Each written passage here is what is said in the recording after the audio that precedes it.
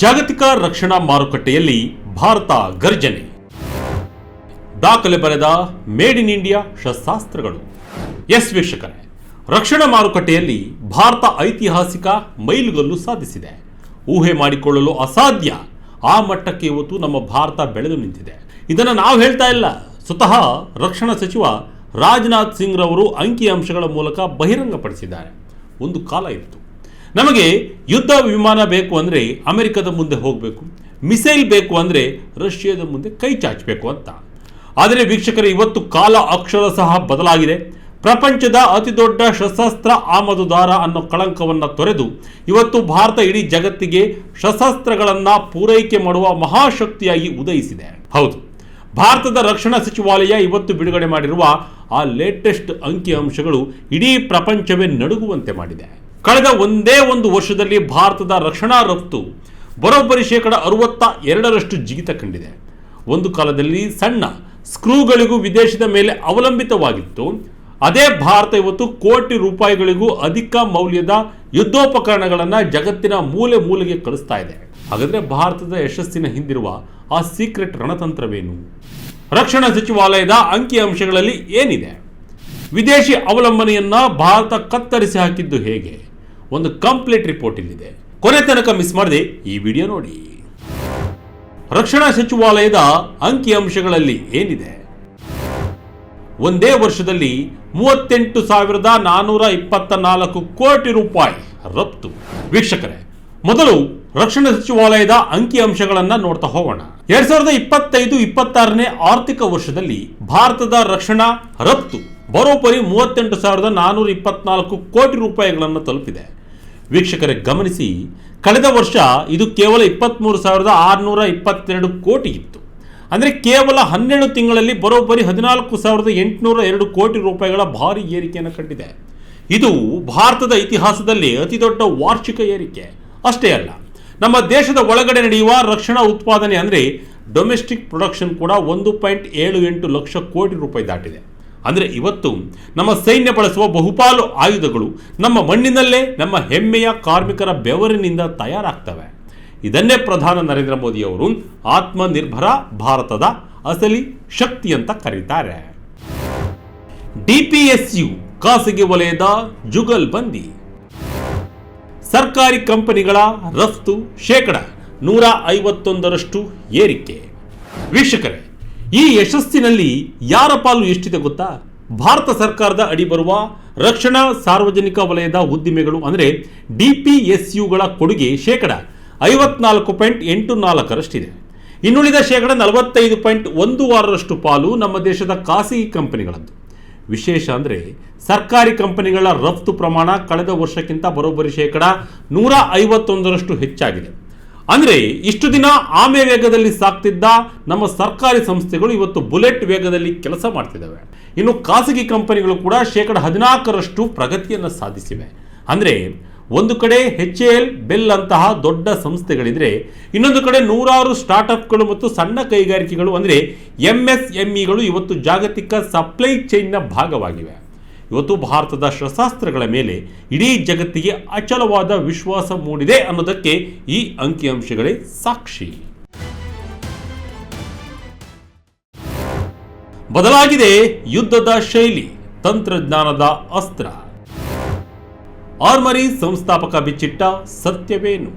ಈ ಯಶಸ್ಸಿನ ಬಗ್ಗೆ ರಕ್ಷಣಾ ಕ್ಷೇತ್ರದ ತಜ್ಞರು ಏನ್ ಹೇಳ್ತಾರೆ ಅನ್ನೋದು ತುಂಬಾ ಇಂಪಾರ್ಟೆಂಟ್. ಆರ್ಮರಿ ಸಂಸ್ಥೆಯ ಸ್ಥಾಪಕ ಅಮರ್ದೀಪ್ ಸಿಂಗ್ ರವರು ಹೇಳುವ ಪ್ರಕಾರ ಇಂದಿನ ಯುದ್ಧಗಳು ಅಕ್ಷರಶಃ ಬದಲಾಗಿವೆ. ಇವತ್ತು ಯುದ್ಧ ಅಂದರೆ ಅದು ಬರೀ ಸೈನಿಕರ ಸಂಖ್ಯೆ ಅಲ್ಲ, ಅದು ಅಪ್ಪಟ ತಂತ್ರಜ್ಞಾನದ ಆಟ. ಯುದ್ಧಗಳು ಈಗ ಹೆಚ್ಚು ವೇಗವಾಗಿವೆ, ಸ್ವಯಂಚಾಲಿತವಾಗಿವೆ ಮತ್ತು ಆರ್ಟಿಫಿಷಿಯಲ್ ಇಂಟೆಲಿಜೆನ್ಸ್ AI ಆಧಾರಿತವಾಗಿವೆ ಅಂತ ಅವರು ಹೇಳಿದ್ದಾರೆ. ಡ್ರೋನ್ಗಳು, ಸೈಬರ್ ಸಿಸ್ಟಮ್ಸ್ ಮತ್ತು ಎಲೆಕ್ಟ್ರಾನಿಕ್ ವಾರ್ಫೇರ್ ಇವತ್ತು ಆಧುನಿಕ ಯುದ್ಧದ ಅಸಲಿ ಮುಖಗಳು. ಭಾರತ ಇವತ್ತು ಕೇವಲ ಬಟ್ಟೆ ಅಥವಾ ಬಿಡಿ ಭಾಗಗಳನ್ನು ತಯಾರಿಸ್ತಾ ಇಲ್ಲ, ಬದಲಾಗಿ ನಾವು ಇವತ್ತು ಸಾಫ್ಟ್ವೇರ್, ಸೆನ್ಸರ್ಗಳು ಮತ್ತು ಹೈಟೆಕ್ ಎಲೆಕ್ಟ್ರಾನಿಕ್ಸ್ ಕ್ಷೇತ್ರಗಳಲ್ಲೂ ಸ್ವಾವಲಂಬಿಯಾಗಿದ್ದೇವೆ. ಸ್ವದೇಶಿ ಸಾಮರ್ಥ್ಯ ಅನ್ನೋದು ಇವತ್ತು ನಮಗೆ ಆಯ್ಕೆಯಲ್ಲ, ಅದು ನಮ್ಮ ಅಸ್ತಿತ್ವದ ಅವಶ್ಯಕತೆ ಅನ್ನುವ ಅಮರ್ದೀಪ್ ಸಿಂಗ್ ರವರ ಮಾತು ಇವತ್ತು ಅಕ್ಷರಶಃ ನಿಜವಾಗ್ತಿದೆ. 34 ವರ್ಷಗಳ ರಷ್ಯಾದ ಬಂಧನದಿಂದ ಭಾರತಕ್ಕೆ ಮುಕ್ತಿ. ತೌರಲ್ ಇಂಡಿಯಾ ಸೃಷ್ಟಿಸಿದ ಪವಾಡವೇನು? ವೀಕ್ಷಕರೇ, ಭಾರತವು ದಶಕಗಳ ಕಾಲ ರಷ್ಯಾದ ಮೇಲೆ ಹೇಗೆ ಅವಲಂಬಿತವಾಗಿತ್ತು ಅನ್ನೋದಕ್ಕೆ ಶರತ್ ಇನ್ಫೆಂಟ್ರಿ ಕಾಂಬೆಟ್ ವೆಹಿಕಲ್ ಒಂದು ದೊಡ್ಡ ಉದಾಹರಣೆ. ಈ ಯುದ್ಧ ವಾಹನದ ಇಂಜಿನ್ ಬ್ಲಾಕ್ ಅಂದರೆ CBCC ತಯಾರಿಸೋಕೆ ಭಾರತಕ್ಕೆ ತಂತ್ರಜ್ಞಾನವೇ ಇರಲಿಲ್ಲ. ಬರೋಬ್ಬರಿ 34 ವರ್ಷಗಳ ಕಾಲ ಈ ಒಂದು ಪಾರ್ಟ್ಗಾಗಿ ರಷ್ಯಾದ ಮುಂದೆ ಕೈ ಚಾಚಬೇಕಾಗಿತ್ತು. ಆದರೆ ಇವತ್ತು ತೌರಲ್ ಇಂಡಿಯಾ ಎನ್ನುವ ಕಂಪನಿ ಈ ಸಂಕೀರ್ಣವಾದ ಅಲ್ಯೂಮಿನಿಯಂ ಕಾಸ್ಟಿಂಗ್ ತಂತ್ರಜ್ಞಾನವನ್ನು ಭಾರತದಲ್ಲೇ ಅಭಿವೃದ್ಧಿಪಡಿಸಿದೆ. ವೀಕ್ಷಕರೇ, ನಂಬ್ತೀರಾ? ಈ ಒಂದು ಸ್ವದೇಶಿ ತಯಾರಿಕೆಯಿಂದಾಗಿ ಭಾರತಕ್ಕೆ ಪ್ರತಿ ವರ್ಷ ಬರೋಬ್ಬರಿ 10.5 ಕೋಟಿ ರೂಪಾಯಿ ಉಳಿತಾಯವಾಗ್ತಿದೆ. ಅಷ್ಟೇ ಅಲ್ಲ, ರಷ್ಯಾದ ಆ ಸುದೀರ್ಘ ಅವಲಂಬನೆಗೆ ಈಗ ಅಂತಿಮವಾಗಿ ಎಂಡ್ ಕಾರ್ಡ್ ಬಿದ್ದಿದೆ. ಭರತ್ ಗೀತೆ ಅವರು ಹೇಳುವ ಪ್ರಕಾರ ನಾವು ಬರೀ ಕೆಪಾಸಿಟಿ ಬೆಳೆಸಿಕೊಳ್ತಾ ಇಲ್ಲ, ನಾವು ಇವತ್ತು ಅತಿ ಕಠಿಣವಾದ ಸ್ಪೆಷಲೈಸ್ಡ್ ತಂತ್ರಜ್ಞಾನವನ್ನು ಮರಳಿ ಪಡೆದುಕೊಳ್ತಿದ್ದೀವಿ ಅಂತ. ಶೀಲ್ಡ್ AI JSW ರಹಸ್ಯ ಒಪ್ಪಂದ. ಹೈದರಾಬಾದ್ನಲ್ಲಿ VBAT ಮಾದರಿ ಡ್ರೋನ್ ನಿರ್ಮಾಣ. ವೀಕ್ಷಕರೇ, ಭಾರತದ ರಕ್ಷಣಾ ಕ್ಷೇತ್ರಕ್ಕೆ ಈಗ ಬರೋಬ್ಬರಿ $90 ಮಿಲಿಯನ್ ಹೂಡಿಕೆಯ ಆನೆಬಲ ಸಿಕ್ಕಿದೆ. ಶೀಲ್ಡ್ AI ಎನ್ನುವ ಜಾಗತಿಕ ಸಂಸ್ಥೆ ಈಗ ನಮ್ಮ JSW ಡಿಫೆನ್ಸ್ ಜೊತೆ ಕೈ ಜೋಡಿಸಿದೆ. ಹೈದರಾಬಾದ್ನಲ್ಲಿ ಇನ್ನು ಮುಂದೆ VBAT ಎನ್ನುವ ಹೈಟೆಕ್ ಅನ್ಮ್ಯಾನ್ಡ್ ಏರ್ಕ್ರಾಫ್ಟ್ ಅಂದರೆ ಚಾಲಕರಹಿತ ವಿಮಾನಗಳನ್ನು ತಯಾರಿಸಲಾಗುತ್ತೆ. ಇಲ್ಲಿ ಅತಿ ಮುಖ್ಯವಾದ ವಿಷಯವೆಂದರೆ ಹೈವ್ ಮೈಂಡ್ ಎನ್ನುವ ಆಟೋನಮಿ ಸಾಫ್ಟ್ವೇರ್. ಅಂದರೆ ಈ ಡ್ರೋನ್ಗಳು ತಾನಾಗಿಯೇ ನಿರ್ಧಾರ ತೆಗೆದುಕೊಂಡು ಯುದ್ಧ ಮಾಡಬಲ್ಲವು. ಇದನ್ನು ಭಾರತದ ಅವಶ್ಯಕತೆಗೆ ತಕ್ಕಂತೆ ರೀಡಿಸೈನ್ ಮಾಡೋಕ್ಕೆ ನಮ್ಮ ಇಂಜಿನಿಯರ್ಗಳು ಸಜ್ಜಾಗಿದ್ದಾರೆ. ಸರ್ಜನ್ ಶಾರ್ ಅವರು ಹೇಳುವಂತೆ ಭಾರತದ ಪ್ರತಿಯೊಂದು ಖಾಸಗಿ ಕಂಪನಿಯೂ ಇವತ್ತು ಬರೀ ಪಾರ್ಟ್ನರ್ ಆಗಿ ಉಳಿದಿಲ್ಲ, ಅವು ಇವತ್ತು ಭಾರತದ ರಕ್ಷಣಾ ಅಸ್ಮಿತೆಯನ್ನ ಬದಲಿಸುತ್ತಿವೆ. ಖರೀದಿದಾರನಿಂದ ತಯಾರಕನವರೆಗೆ ಮಹಾಪಯಣ. 5 ವರ್ಷದಲ್ಲಿ 3 ಪಟ್ಟು ಹೆಚ್ಚಾದ ರಫ್ತು ಪ್ರಮಾಣ.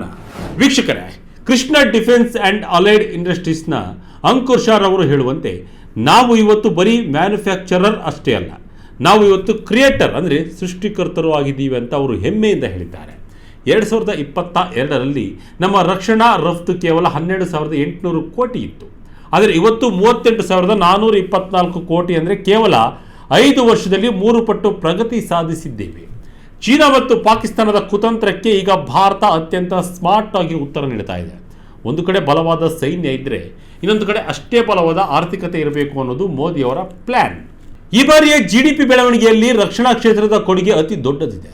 ಆದರೆ ಉದ್ಯಮದ ಮುಖಂಡರ ಪ್ರಕಾರ ಕೇವಲ ಉತ್ಪಾದನಾ ಪ್ರಮಾಣವನ್ನು ಹೆಚ್ಚಿಸುವುದು ಸಾಲದು. ಮುಂದಿನ ಹಂತದಲ್ಲಿ ಭಾರತವು ಅತ್ಯಾಧುನಿಕ ವಿನ್ಯಾಸ, ಎಂಜಿನಿಯರಿಂಗ್ ಶ್ರೇಷ್ಠತೆ ಮತ್ತು ಮುಂದಿನ ಪೀಳಿಗೆಯ ರಕ್ಷಣಾ ತಂತ್ರಜ್ಞಾನಗಳನ್ನು ದೇಶೀಯವಾಗಿ ಅಭಿವೃದ್ಧಿಪಡಿಸುವತ್ತ ಗಮನ ಹರಿಸಬೇಕಾಗಿದೆ.